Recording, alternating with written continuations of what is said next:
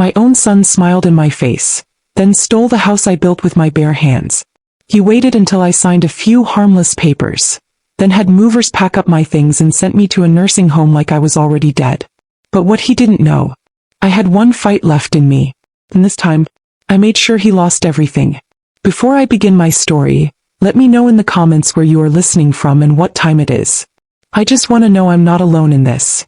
And if you feel moved by what you hear, consider subscribing. It helps more people become aware of the reality of elder abuse. Now let me tell you what really happened. I didn't think it would end this way.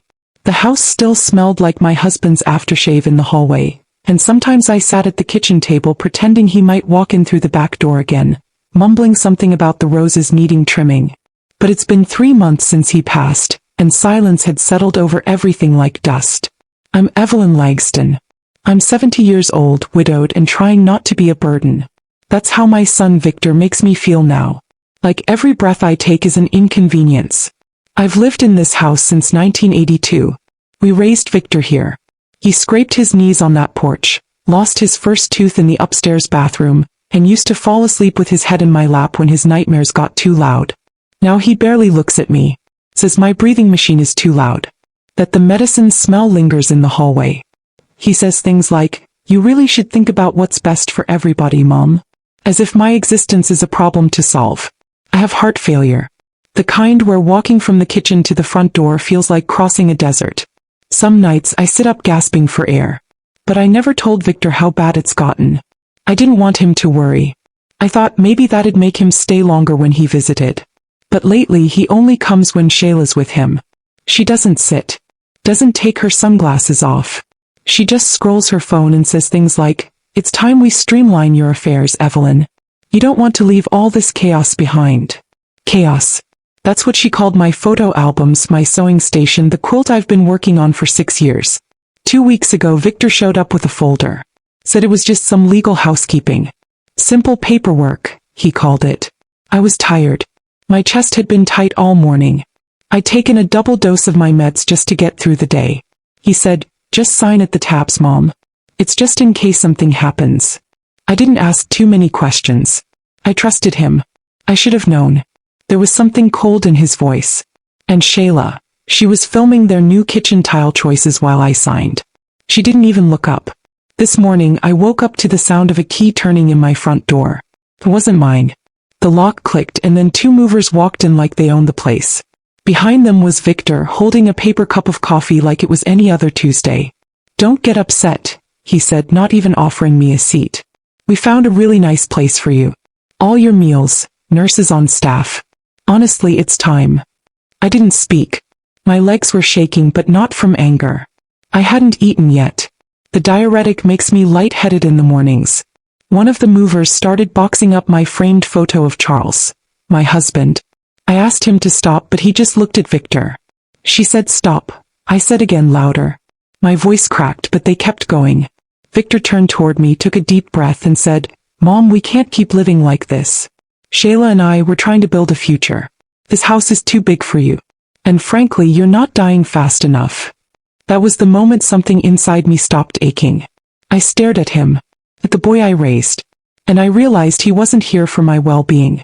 He was here for the title deed, for the walls he wanted to tear down and the hardwood floors he wanted to post on Instagram, for the house he'd already claimed as his. They gave me 30 minutes. 1 suitcase. Shayla didn't even look up from her phone as I walked past. I heard her whisper, "She'll adjust." They always do. The car they sent me in smelled like old grapes and bleach. The driver asked if I was excited to see the facility. I said nothing. My chest was so tight I had to loosen my blouse. When I got to Golden River Assisted Living, the receptionist blinked in confusion. "You're early," she said. "We weren't expecting you until next week." I smiled and nodded. Then I asked if I could use the restroom. Inside, I locked the stall and called the one person I knew wouldn't treat me like a worn-out coat to be hung and forgotten. Noelle Rivers. She picked up on the second ring. I hadn't spoken to her in 12 years, not since she finished her training and moved to St. Louis. "Miss Evelyn," she said. "Is everything okay?" And for the first time in months I let my voice break. I told her everything. The signatures. The boxes. The words Victor said. I told her I had nowhere to go. No proof. Just a hollow house where my name used to mean something. She said, "Don't worry. I'm on my way. And you're not crazy." They are. I walked out of that restroom with my head held high. The receptionist asked where I was going. I said I was taking a walk.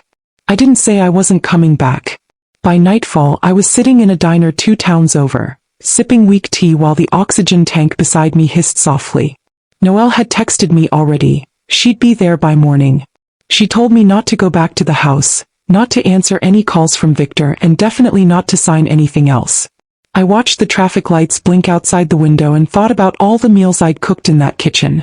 All the birthdays, the Thanksgivings, the school mornings when I ironed Victor's shirts while he watched cartoons. None of it had protected me from this moment. None of it had meant enough to stop him from pushing me out. And yet something inside me wasn't broken. Just bruised. I didn't want revenge. Not yet. I wanted to be heard. Counted as someone whose life still had value, not just someone waiting to die quietly while others made plans around her absence.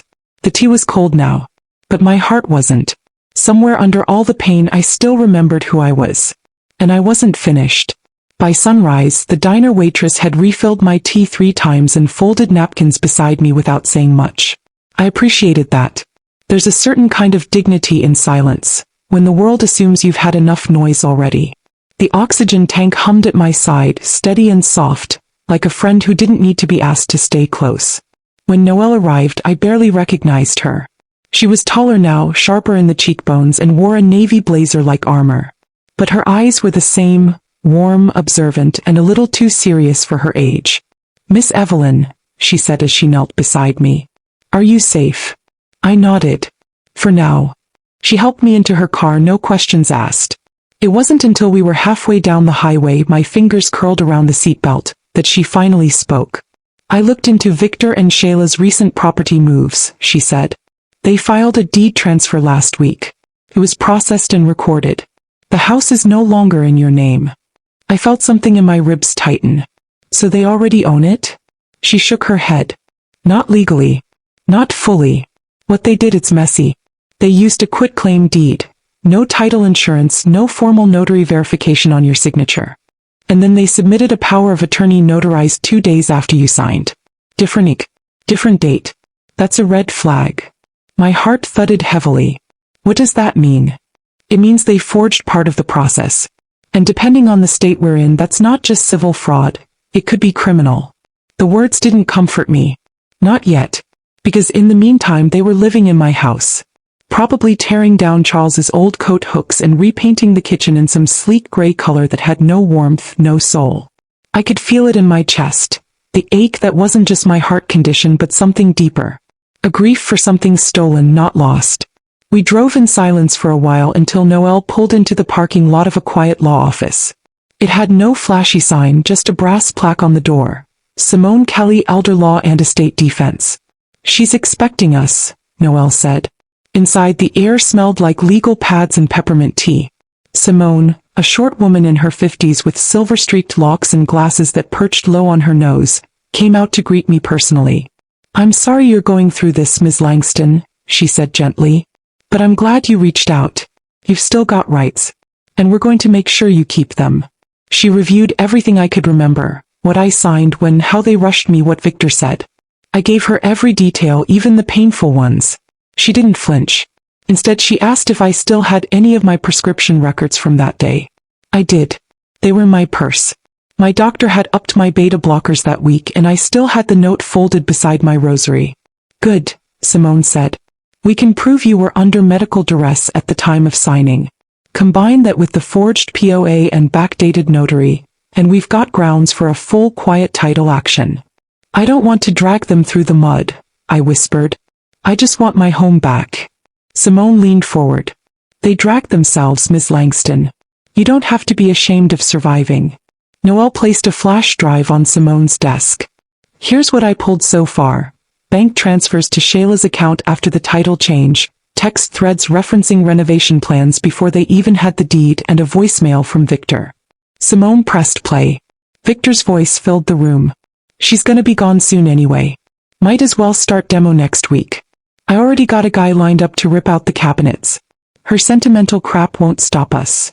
I closed my eyes. When Simone asked if I had a place to stay, Noelle interrupted. She'll stay with me. I've got a spare room and she needs quiet. For the first time in days I cried. Not because I was sad, but because someone had said she needs, like it mattered again. The next week was a blur of paperwork and quiet mornings. I moved slowly. The stairs at Noelle's place were short, but I still took them one at a time. She never rushed me. Some days I'd just sit near the window and let the afternoon sun rest on my arms while she worked at her desk. I listened to her type, sip coffee, and take calls with a voice that was always calm but never cold. Simone filed the quiet title action within 5 business days. She also added a motion for a temporary restraining order on the house, which meant Victor and Shayla couldn't sell, flip, or refinance it until the case was resolved. We didn't tell them right away. Let them put up their backsplash. Let them order furniture. Let them measure the drapes. It would all look so lovely, until the court order arrived with a notice that they might never legally own a single tile. On the 7th day, Noelle and I sat on her porch with sweet tea and watched the sun go down. "You're not angry?" she asked. I said. Then I remembered what Charles used to say when the tools rusted or the roof leaked. You fix what's broken, you don't cry over the rot. Noelle nodded slowly. You think they'll apologize? I looked out toward the horizon. No, but that's all right. I'm not doing this for their apology. I'm doing it for the woman they thought was too weak to fight back. My chest ached a little, but I ignored it. I had enough strength left for one last fight. And this time it was going to be in my name. All of it. The court date came quicker than I expected. Simone said the judge had expedited it, given the evidence and my medical history. I didn't know what I'd expected, maybe some delay or more silence. But when Noelle handed me the formal notice with my name printed bold across the top, something in my hands stopped trembling. They still remembered who I was. At least the court did. I wore my best dark green suit that day. The one I hadn't touched since Charles's funeral. It was too warm for the season, but I liked the way the fabric held my shoulders up. Made me feel like I hadn't been cracked apart. Simone drove us to the courthouse. She kept the radio off the whole ride and offered me water every few minutes. Noelle sat in the back, tapping away at her phone, organizing evidence, voice memos, time stamps. She'd put everything in order, like a story ready to be told the right way. I walked into the courtroom slow and steady, dragging the oxygen cart beside me, every step whispering, I'm still here. Victor was already seated at the defendant's table. Shayla was beside him, wearing a cream blazer and sunglasses on her head like she was at a business brunch. Victor looked at me once. Just once. Then looked away. He didn't smile. Didn't speak. Judge Alma Petty entered with a shuffle in her step, gray curls tucked into a modest bun, glasses hanging around her neck. She glanced at me as she sat, and for a moment something in her expression softened. She didn't nod. Didn't wink. But I knew she remembered me. From choir. From the hardware store my husband ran. From a time when people saw me as more than someone to be shuffled out of her own life. Let's begin, she said, tapping her gavel once. Simone opened with a statement so sharp it made me sit straighter. Your Honor, we intend to prove that my client, Evelyn Langston, was the victim of elder exploitation and signature manipulation, resulting in the fraudulent transfer of her lifelong residence.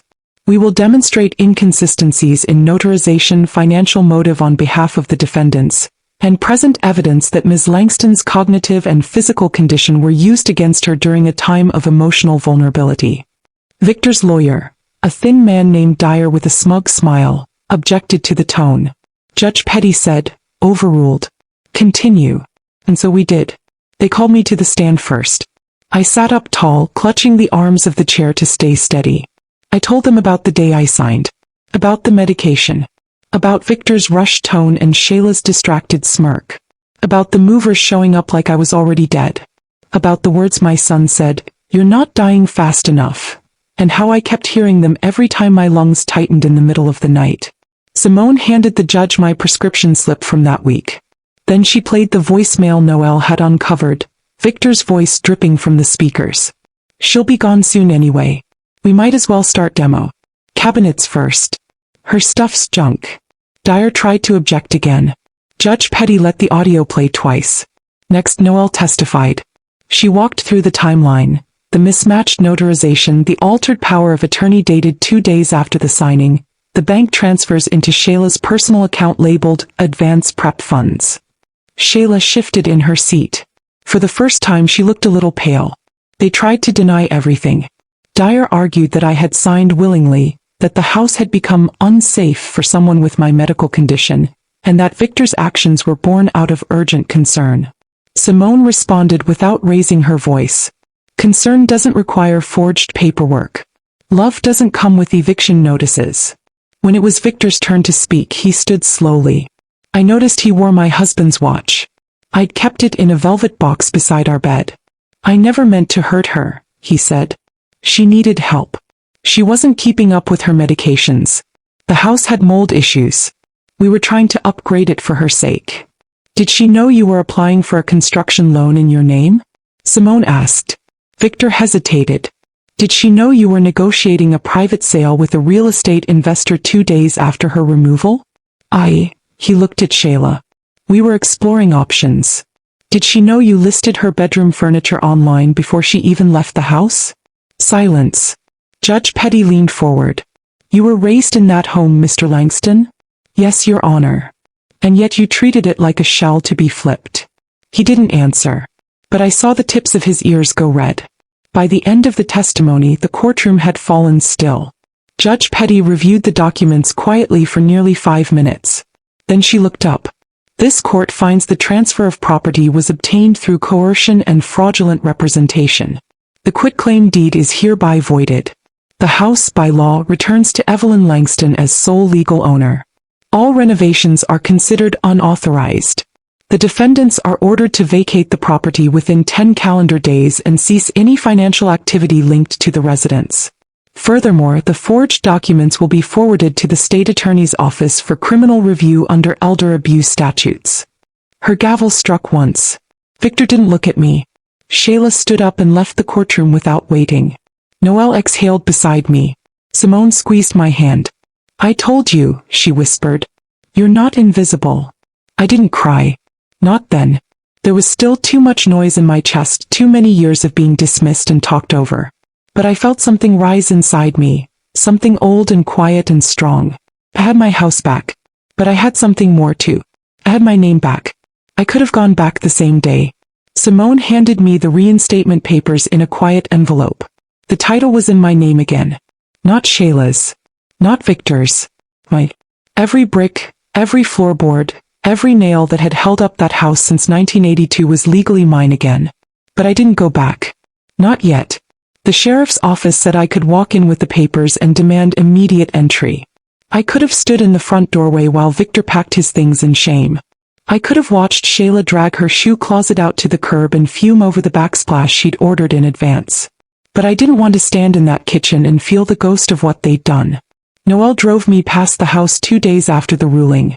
Just once. We didn't stop. We just rolled by, slow, windows up. They had painted the shutters a pale beige. The azalea bush Charles planted was gone. Dug out and replaced with river stones. The porch furniture was sleek, gray, soulless. There was a new security camera aimed at the sidewalk, like the neighborhood was suddenly dangerous. That wasn't my home anymore. It was something else now. Something gutted and hollow, the way Victor wanted me to feel. Do you want to stop? Noelle asked gently. I shook my head. I just wanted to see what they thought they built. By the end of the week, the sheriff delivered the formal eviction. Victor and Shayla were given 10 days to vacate. Shayla had the nerve to call Simone and ask for an extension. Simone didn't laugh. She just said, "My client waited long enough." Instead of returning to the house, I stayed in Noelle's guest room. I took my time in the mornings. I drank tea on her balcony and watched birds land on the railing. She bought me a new notebook and told me to write in it. Anything. Old memories. New thoughts. Whatever came to mind. I wrote the name Charles 17 times on the first page. I wrote the word son only once. Simone called a few days later with an update.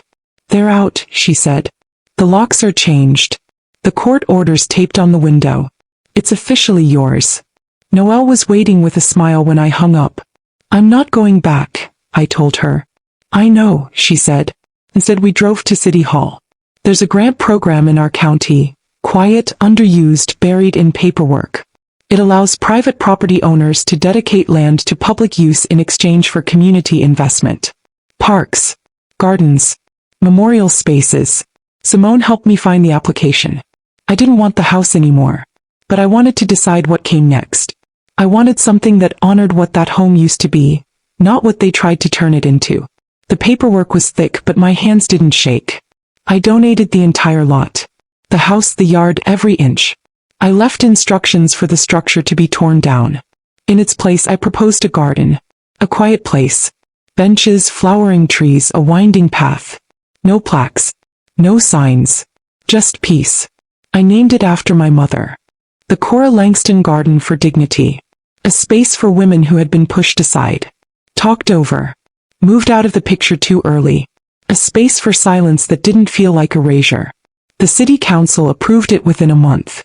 Victor found out through the local paper. The article ran with the headline, "Elder Fraud Survivor Turns Family Home into Memorial Garden." There was a photo of me in my green suit, standing with Simone and Noelle beside the newly installed garden sign. I wasn't smiling. I didn't need to. Shayla left a voicemail that same week.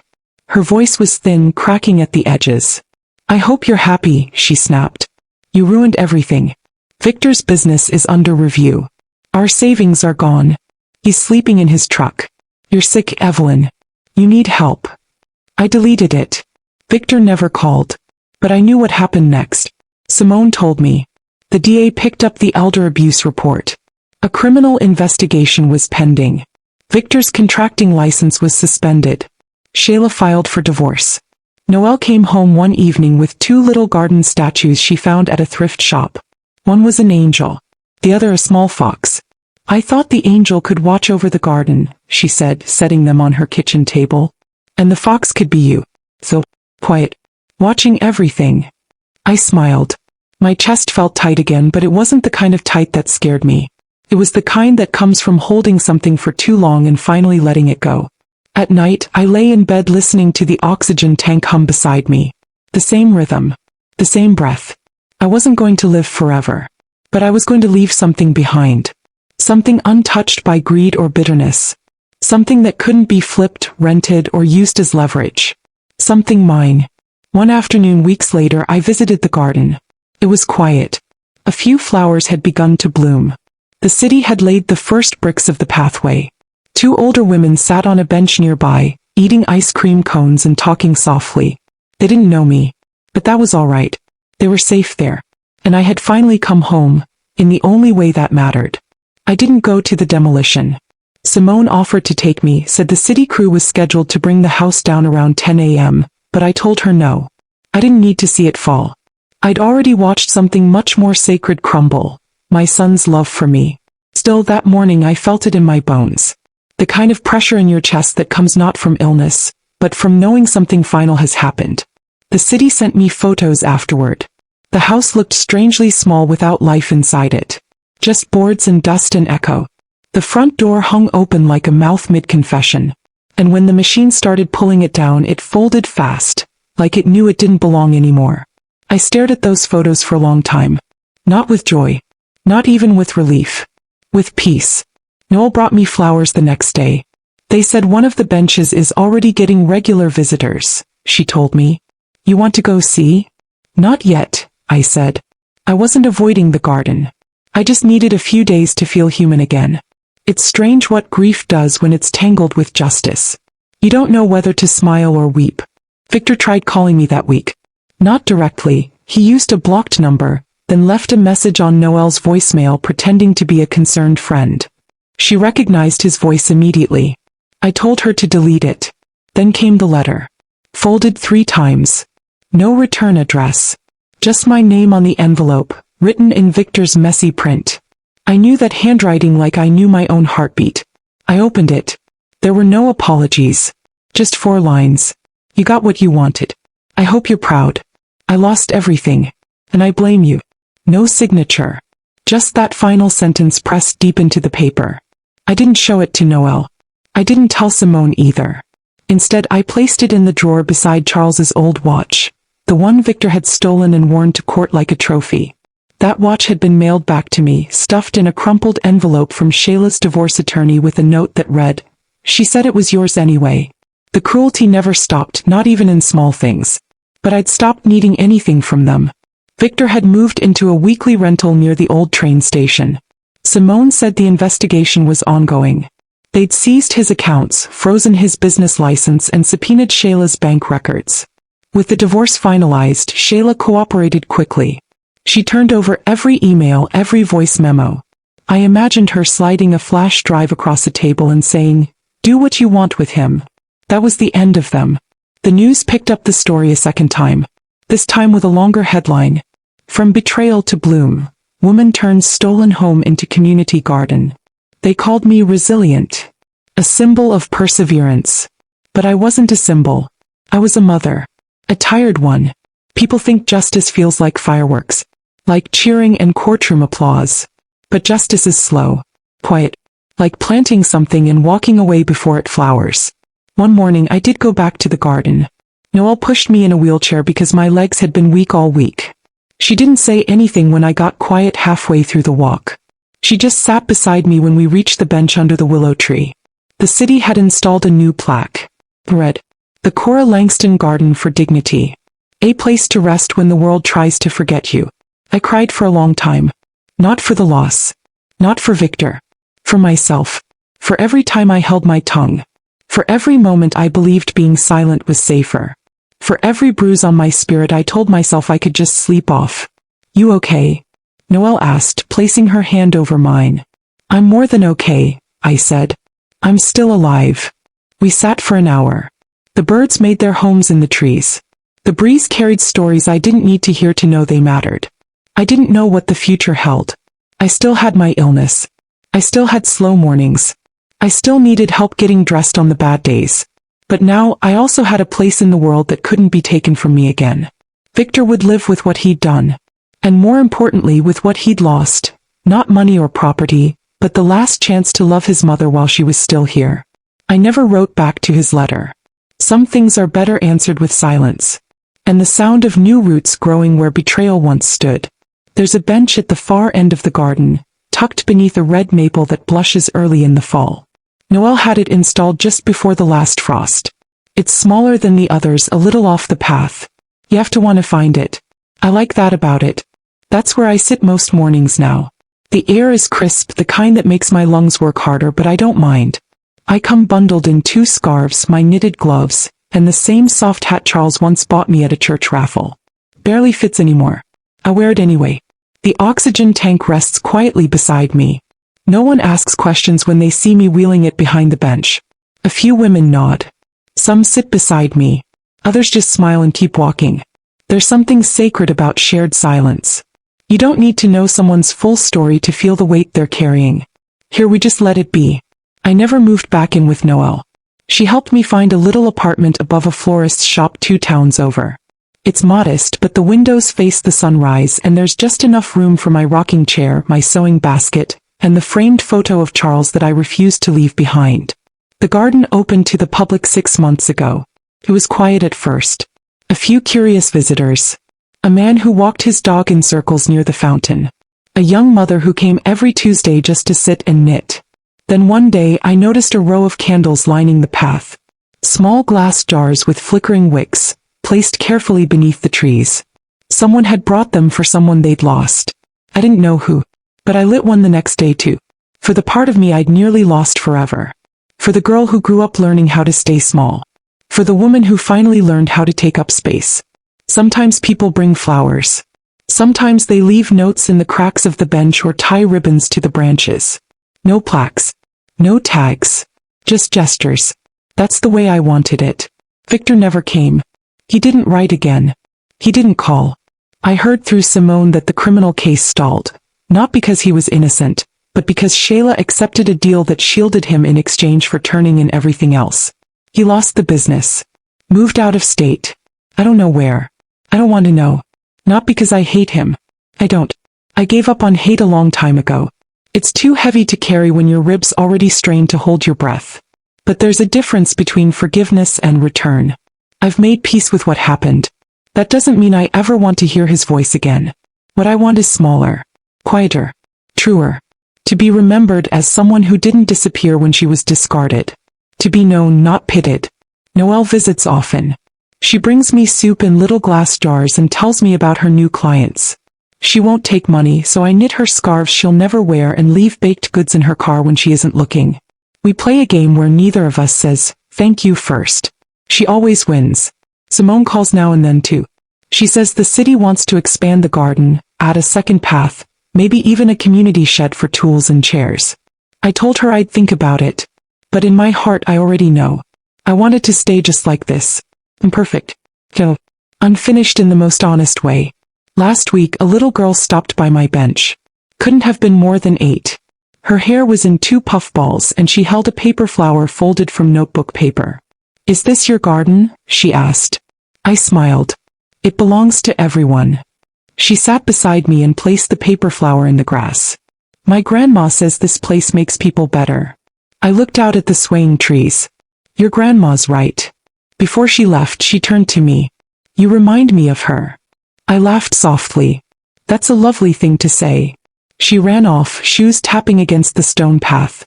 And for the first time in a while I let myself imagine something. Not just the next day, but the day after that. The week. The year. I don't know how much time I have left. The doctors say my heart is tired. Some days I feel it more than others. There are mornings when I need 2 hours just to stand and wash my face. Afternoons when I fall asleep with the sun still high. But I don't measure life in hours anymore. I measure it in benches. In roots. In breath. And for now I still have all 3. If anyone ever asks what happened to Evelyn Langston, let them say this. She was left behind. But she didn't stay there. She lost everything. And made something beautiful out of the ashes. She was forgotten. Until she made the world remember. And she did it without raising her voice. Only her name,